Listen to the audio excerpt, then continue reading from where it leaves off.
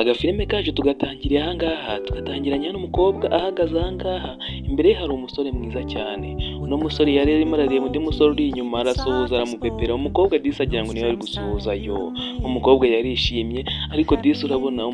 umusore yaje asanga umukobwa, igihe uwo mukobwa ashatse kumukoraho umusore aramwitaza bigaragara nkaho yuko nta gahunda bari bafitanye, umukobwa yasigaye ababaye, umusore yarakomeje aritambukira arigendera, naho kumbe umusore yari yifitiye gahunda agiyemo, yo dore ngo umukobwa arasigarana agahinda